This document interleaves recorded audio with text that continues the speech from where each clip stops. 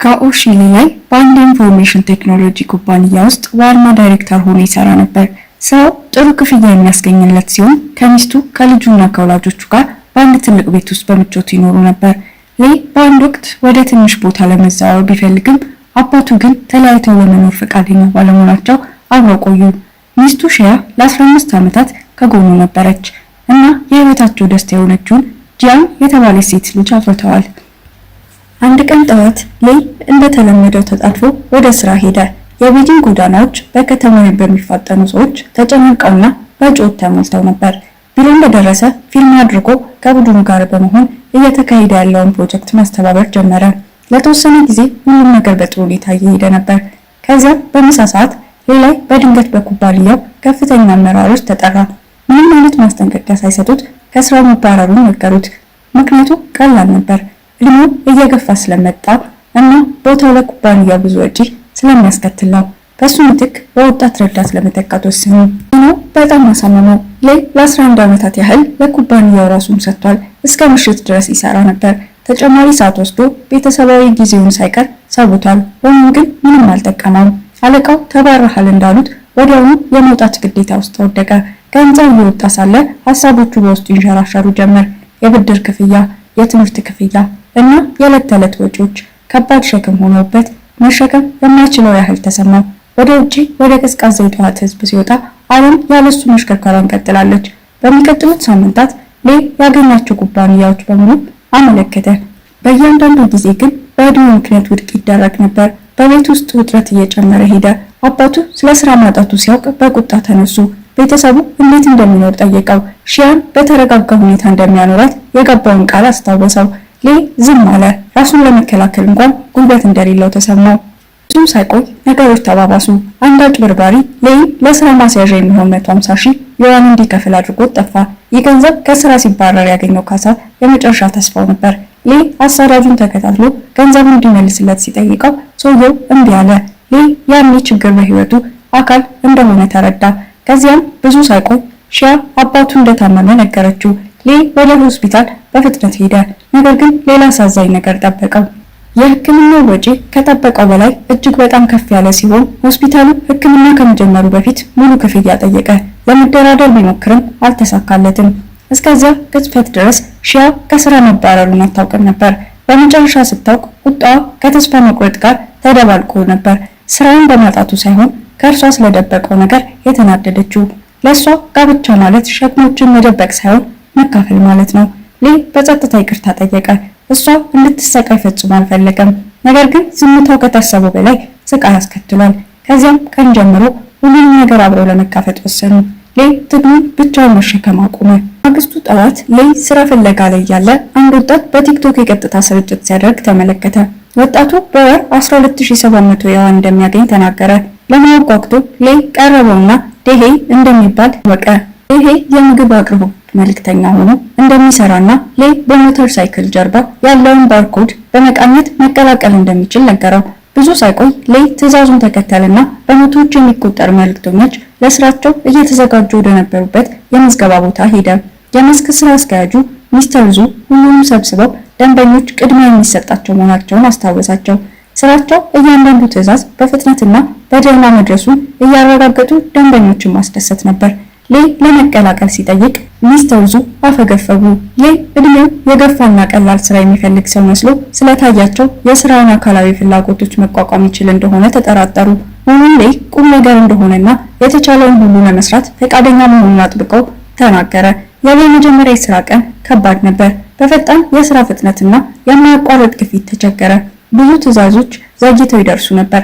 አንዳንዴም ምግብ ቤቶች ስራ ስለሚበዛባቸው ምግብ ስለሚጠፋ ወይም ደንበኞች ስልካቸውን ለመመለስ እምቢ ስለሚሉ ነበር። ሌይ ሁኔታውን በጸጥታ ለመቀበል ብቻ ነበር የቻለው። ሚስተር ዙ እንዳሉት ደንበኞች ነገስታት ናቸው።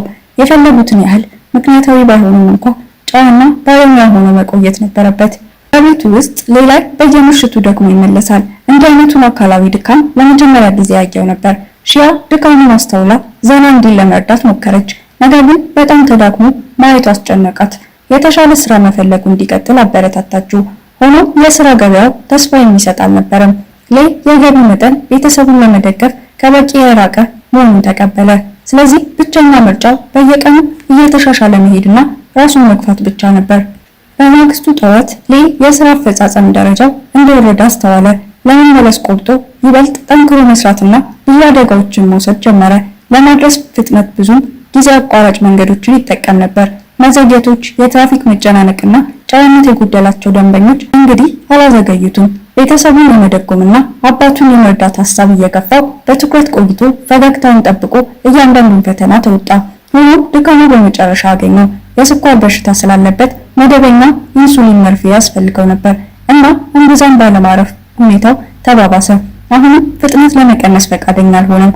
አንድ ቀን ድካም እስኪያገኘው ድረስ ራሱን ገፋ። በስራም ላይ ያለ ወድቆ ቀረ። እዚያ ምሽት አባቱ ከሆስፒታል ተለቀቁ። የእፎይታ ጊዜ መሆኑ የነበረበት አፍታ አባቱ ያለውን አዲስ ስራ ሲያውቁ ወዲያውኑ ወደ መራራት ተቀየረ። ተስፋ መቁረጥ ወደ ቁጣ ተለወጠ እና ከባድ ቃላት ተከተሉ። ለእሳቸው የመልእክተኛነት ስራ በሌ ትምህርት ደረጃ የማይገባ ውድቀት ነበር። ውድቅ መደረጉ ጫናና ከቤተሰቡ ያገኘው የእንቢተኝነት ስሜት በላዩ ላይ ከብዶት ነበር። ምንም እንኳን ሺያ ልታጽናና ብትሞክርም ሌ የትዕግስቱ ጣራ ላይ ደርሶ ነበር። የተሸከመው ድካም በመጨረሻ ፈነዳ እና ብስጭቱ በጣም ወደሚወዳቸው ሰዎች ላይ ወጣ። ይህ በጥልቅ የሚቆጭበት የድክመት ጊዜ ነበር። ቀናት አለፉና የአባቱ አለመስማማት ቢኖርም ሌ መስራቱን ቀጠለ። ሌላ ምርጫ አልነበረውም። የመልእክተኝነት ስራ ብዙም ጊዜ እንደ ዝቅተኛ ደረጃ ስራ ነው የሚታየው፣ በተለይም እንደሱ ላለ ከፍተኛ ባለስልጣን የነበረ ሰው። ነገር ግን ሌ ከእንግዲህ ግድ አልሰጠውም። ቤተሰቡ የሚበላው እስካለው ድረስ ያበቂ ነበር። ከዚያ ክስተት በኋላ በአባቱ ውስጥ የሆነ ነገር ተለወጠ። ሌ ሳያማርር መስራቱን ሲቀጥል ማየታቸው ልባቸውን ለስለስ አደረገው። አዛውንቱ ቀደም ሲል በቁጣቸው በጥልቅ ተጸጸቱ። ከጥፋተኝነት ስሜት የተነሳ ልጃቸው ከዚህ በላይ መሸከም ስላልፈለጉ የሕክምናቸውን ወጪ ለማስቆም ጭምር አቀረቡ። ሌ ለቤተሰቡ ምንም ያህል መስዋዕትነት እንደከፈለ ተገነዘቡ። ትችቶች በይቅርታ ተተኩ እና በመካከላቸው የነበረው ርቀት ቀስ በቀስ እየደበዘዘ ሄደ። በአባቱ ልብ ለውጥ የተነሳሳው ሌ ላይ ለመሻሻል የበለጠ ቆራጥ ሆነ። በፍጥነቱና በልምዱ የሚታወቀው የንቷ የተባለ አንጋፋ መልእክተኛ ምክር መጠየቅ ጀመረ። የንቷ የሊ ዝቅተኛ ገቢ የመጣው ደካማ ከሆነው የአፈጻጸም ውጤቱ መሆኑን አስረዳው። ውጤቱን ከፍ ለማድረግ ሌሎች ፈጣን መንገዶችን በቃሉ መያዝና አቅርቦቶችን ይበልጥ ውጤታማ በሆነ መንገድ ማቀድ እንዳለበት ገለጸ። ውጤቱ እንደተሻሻለ የተሻለ ክፍያ የሚያስገኙ ትዕዛዞችን ያገኛል። ያንቷ ከምግብ ቤት አጋሮች ጋር ግንኙነት መፍጠር አስፈላጊ መሆኑን አጽንኦት ሰጥቶ ተናገረ። በስራ ሰዓት መርዳት ልዩነት ይፈጥራል። ምን ያህል ቢደክመውም ወይም ቢበሳጭም ፈገግታ ይዞ ማድረስ እንዳለበት ላይ ያስታውሱታል። ሌ የነበረው የእይታ ልምድ በመጠቀም የማድረሻ መንገዶችን ይበልጥ ቀልጣፋ የሚያደርግ መተግበሪያ ማዘጋጀት ጀመረ። ያንቷ ያስተማረውን እያንዳንዱ ማቋራጭ መንገድና መስመር መዘገበና በቅርቡ ስርዓቱን ለመሞከር አቀደ። ይህንን ከማድረጉ በፊት ግን ስራ ባልደረባው ላኳ በማድረስ ላይ ያለ በአደጋ ደረሰበት። ሌ ወዲያውኑ የላኳን የቀሩ ትዕዛዞች ተንከባክቦ ወደ ሆስፒታል ሊጠይቀው ወጣ። ላኳ እንዲህ ያሉት አደጋዎች በስራዎች የተለመዱ መሆናቸውን አረጋገጠለት። እውነተኛው ህመም ግን ቤተሰቡ በረሃብ ሲያለቅስ መስማት ነው አለ። በኋላ ሌላ እንኳን በቤቱ አጅቦት ሲሄድ በሚኖርበት ሁኔታ በጣም ደነገጠ። ትንሿ ጎጆ የቆመችው ከቆሻሻ መጣያ አጠገብ ሲሆን ውስጧ በሉክሚያ የምትሰቃይ ታማሚ ልጁ ነበረች። ይህንን አይቶ ሌ ጥንቃቄ እንዲያደርግ አስታውሶት ገንዘብ ማግኘት አስፈላጊ ነው፣ ነገር ግን ህይወቱን ካጣ ቤተሰቡን የሚንከባከብ ማንም እንደማይኖር ነገረው። መንግስቱ ሌላ ሁሉንም መልእክተኞች ሰብስቦ አዲስ ነገር ሊያካፍላቸው መጣ። ደንበኞች ጋር ለመድረስ በጣም ፈጣኑ መንገዶች እንዲያገኙ ለመርዳት የተነደፈ አቋራጭ መተግበሪያ አዘጋጅቶ ነበር። አፑ ለመጠቀም ቀላል ሲሆን አውቶማቲክ ያሰሳ ስርዓቱ ወዲያውኑ ሁሉንም አስደነቀ። ሚስተር ዙ እንኳን በላይ ፈጠራ ተገረሙ ነበር።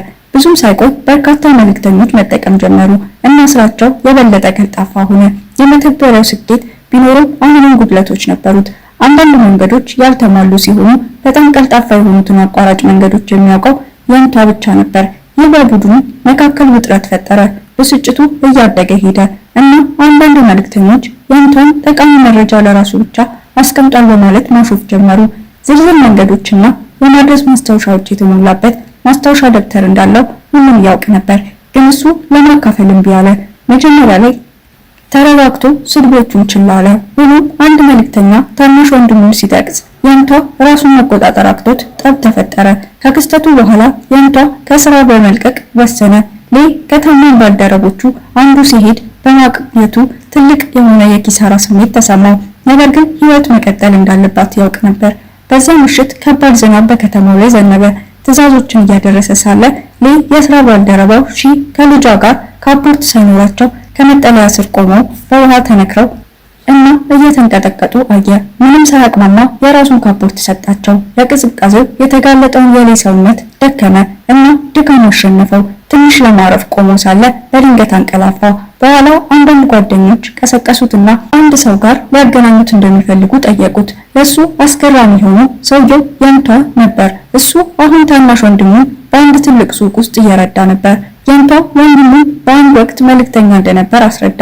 እንደ ቡድኑ ይሰሩ ነበር እና በፍጥነታቸው የታወቁ ነበሩ። ነገር ግን አንድ አደጋ ወንድሙን በአንድ እግሩ አካል ጎዶሎ አድርጎት የኮሌጅ ቁጠባዎችን ለሕክምና ማጠጠ። ከዚያ ጊዜ ጀምሮ ያንቷ እሱን ለመደገፍ ራሱን ሰጥቷል። ሲነጋገሩ ያንቷ የሌ መተግበሪያ አሁንም ችግር እንዳለበት ጠየቀ። ከዚያም ሁሉም መልእክተኞች እኩል የመሳካት እድል እንዲያገኙለት እንደሚፈልግ በመግለጽ የማስታወሻ ደብተሩን ለሌ ሰጠው። ከጎደሉ መንገዶች እንቅፋት ከሆነ ሌሎች ተጠቃሚ እንዲሆኑና የተሻለ ገቢ እንዲያገኙ ሌ ወደ አፑ እንዲጨምራላቸው ተስፋ አደረገ። ሌ ምን ያህል ትርጉም እንዳለው እያወቀ ማስታወሻ ደብተሩን በመስቀልነት ተቀበለ። በዛው ምሽት ወደ ቤቱ ሲሄድ ሺያ በአንድ የውበት ሳሎን ውስጥ ስትሰራ አየ። ትዕይንቱ በጣም አሳመመው። ከችግር መጠበቅ ያልቻለ ይመስል ተሰማው። በሀሳቡ ውስጥ ገብቶ ሳያስተውለው ሞተር ሳይክሉን ከመንገድ መኪና ጋር አጋጨው። ካሳ መክፈል ነበረበት። ይህም ለአባቱ የሕክምና ክፍያ ያጠራቀመው ገንዘብ በሙሉ እንዲያመጣ አደረገ። ወደ ቤት ሲደርስ ሌ በስሜት ተዋጠ። ለሺያ የልደት ኬክ ገዝቶ ነበር፣ ነገር ግን በአደጋው ተበላሽቷል። እንደ ባል ስህተት እንደሰራ እየተሰማው አለቀሰ። ነገር ግን ሺያ እንደዚህ እንዳያስብ አላደረገችው። ትግሎቹ ብቻውን መሸከም ሳይሆን አብሮ መጋፈጥ የትዳር ትርጉም እንደሆነ አስታወሰችው። ለእርሷ ሌ እንደ ባል አባት ሊያደርገው የሚችለውን ሁሉ አድርጓል። ይቅርታ መጠየቁን እንዲያቆምና በዚህ ትግል ውስጥ ጎን ለጎን መሆናቸው እንዲያስታውሰው ጠየቀችው። በማግስቱ ከባንክ የተላከ ተወካይ ሌን ሊጠይቅ መጣ። የ2 ወር የዘገየ የቤት ብድር ክፍያ ካልከፈለ ቤቱ እንደሚወረስ አስጠነቀቁት። ሌ ከዓመቱ መጨረሻ ቀን ገደብ በፊት በወሩ መጨረሻ ክፍያውን እንደሚፈጽም ቃል ገባ። በዚሁ አካባቢ የመልእክተኞች ኩባንያ ልዩ ውድድር አስታወቀ።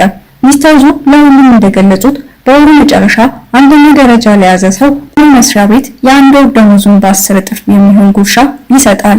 ዜናው ወዲያውኑ የሌን ቁርጠኝነት አነሳሳው። የቤተሰቡን የወደፊት ህይወት ለማረጋገጥ የመጨረሻ እድሉ እንደሆነ ተመለከተ። በዚያም ጊዜ ዴሄ አንደኛ ደረጃ ላይ ነበር። ያንቷ ከሄደ በኋላ የዴሄ አፈጻጸም በፍጥነት ተሻሽሎ ነበር። በአንድ ወቅት ያንቷን የሰደበው መልእክተኛ በሁለተኛ ደረጃ ላይ ነው እና በሌና በዴሄ መካከል ያለው ፉክክር የኩባንያው መነጋገሪያ ሆነ። ታህሳስ ወር ወደ ፍጻሜው ሲደርስ ድባቡ ውጥረት የበዛበት ነበር። የመጨረሻው ቀን ገደብ እኩለ ሌሊት ተወስኖ ነበር። ሌና ዴሄ በነጥብ እኩል ሲሆኑ አንድ የመጨረሻ አቅርቦት አሸናፊውን ይወስናል። ሌ የመጨረሻ ትዕዛዙን ለመፈጸም ሲፋጠን አደጋ ደረሰበት። በአደጋም አጋጠመው። ጉዳት ቢደርስበትም ሌ ተስፋ ለመቁረጥ ፈቃደኛ አልሆነም። ደም እየፈሰሰውና በህመም ውስጥ ሆኖ ለመቆም ራሱን ገፋና መንቀሳቀስ ቀጠለ። ብቸኛው ሀሳቡ አቅርቦቱን መጨረስና የቤተሰቡን ህይወት ሊለውጥ የሚችለውን ሽልማት ማግኘት ነበር። ይህ በእንዲህ እንዳለ ዴሄ በአሳንሰር ውስጥ ተይዞ ለእርዳታ ይጮህ ነበር። ተቀናቃኙ በመታገዱ ሌ ወደፊት ለመቅደም ትንሽ እድል አየ። ህመሙን ችላ በማለት ራሱን ገፋ። ቁርጠኝነቱ ከመቼም ጊዜ በበለጠ ደምቆ ነበር።